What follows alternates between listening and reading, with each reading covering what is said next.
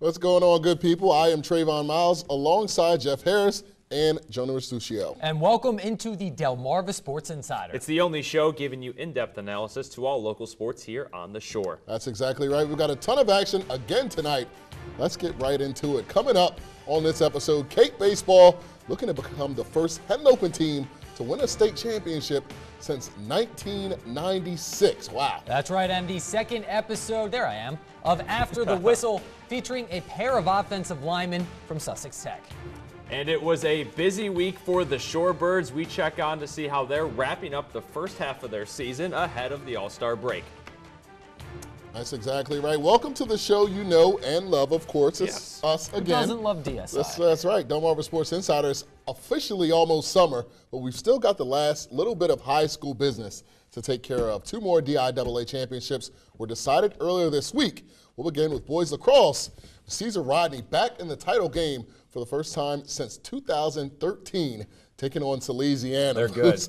In their 12th straight they're pretty good championship game, so I'd say they're pretty good. Salesiana looking for their 4th straight title. The Sallies will start quick in this one.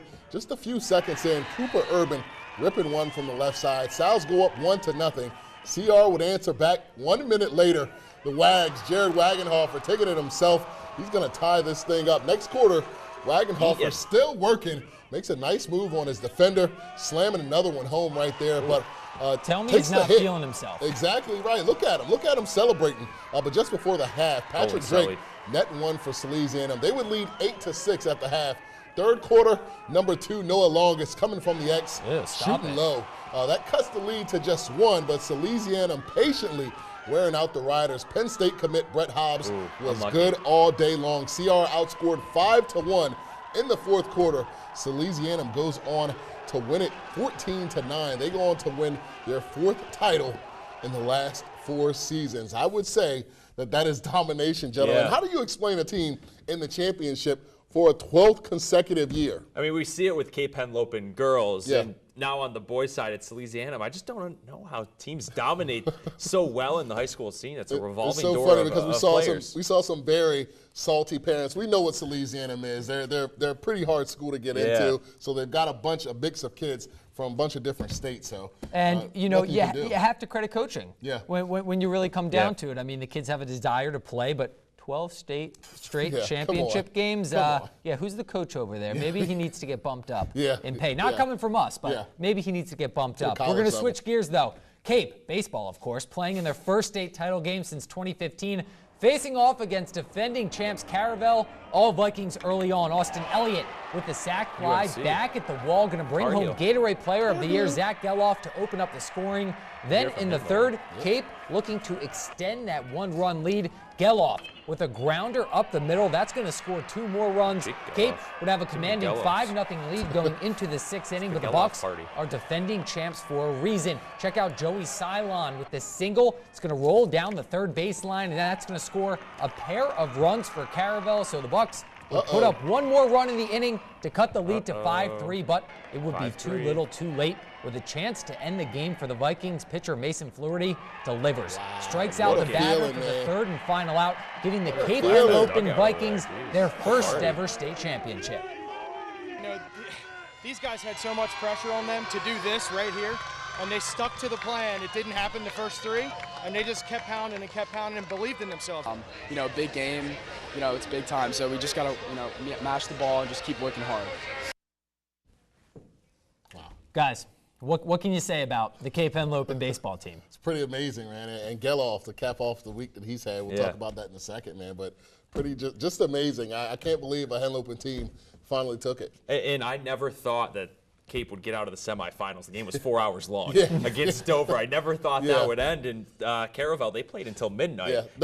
Then they had a game rained out, and then they had to make the drive all the way back up to Wilmington. So it's just more of a mental thing than physical. Think about this. Dover's been in the state semifinals 4 out of the past 6 years, and they've never gotten to this point. So congratulations to Cape Henlopen for breaking that streak as far as Henlopen goes. And on that team, you had just mentioned that Zach Geloff was one of the many seniors on that team. Now, we'll get to him in a minute, but the season has completed, and many of these players are on to their next paths in life. And down here in Maryland, arguably one of the best players on the Eastern Shore. And earlier this week, it's Colonel Richardson senior Jake Zebron. He was selected by the Baltimore Orioles in the 18th round of the first-year MLB draft. Zebron willed Colonel Richardson this season, leading the Colonels to a 19-3 record and an appearance in the Bayside and 1A East championship games. The 6'3" senior won 7 games. He posted a 0.69 ERA in 51 innings and with a team-high 70 strikeouts. So you could say he's pretty unhittable. Now, Zebron is currently committed to North Carolina State University, as we think. So he can either keep that commitment and go to college or begin his career with the Orioles and likely the Shorebirds. Now, Trey, you have some more on that. That's exactly right, Jonah. We weren't able to get up with Jake, but we did stalk his Twitter. To say the least. And thanks to some great investigative work, we noticed Zebron's Twitter bio changed from North Carolina State baseball to pitcher for the Baltimore Orioles. So we tried to get a hold of Jake, but to no avail. Again, just speculation on our end. But it looks like the best player in the Bayside is headed to the hometown team. And it should be noted, according to his dad, Jake's been an Orioles fan all his life. So how can we fault that decision? Exactly. I don't blame him. You can't, but this is a kid we were just talking about. Now, more draftees from Delmarva, Delaware Gatorade Player of the Year. Cape Henlopen shortstop Zach Geloff was also selected this week. The University of Virginia commit went in the 38th round to the Cleveland Indians. The senior led the Vikings to a 15-3 record and hit .466 with 6 home runs and 16 RBIs while leading Cape Henlopen to their first ever state championship, as we just saw. He is an everyday shortstop, but posted a 4-0 record with a 0.59 ERA and 30 strikeouts in just 23 2/3 innings pitched. Like Zebron, Geloff had a choice. And he's going to, stick with school instead of turning pro, so he will go to Virginia. Now, while Zach is up in Massachusetts playing in an elite-level summer circuit called the Futures League, the University of Virginia signee tells 47 ABC exclusively that despite being drafted, he'll be off to Charlottesville next year. The reasoning was, no matter how I was, slated to go and, top few rounds, if I was like that, I would still want to go to college because that's, I signed a commitment. That's where I want to be to grow as a person and as a player. And, that's in my best interest, I believe, for me. And then, right now, my draft stock's not great, but, in 3 years from now, it could be.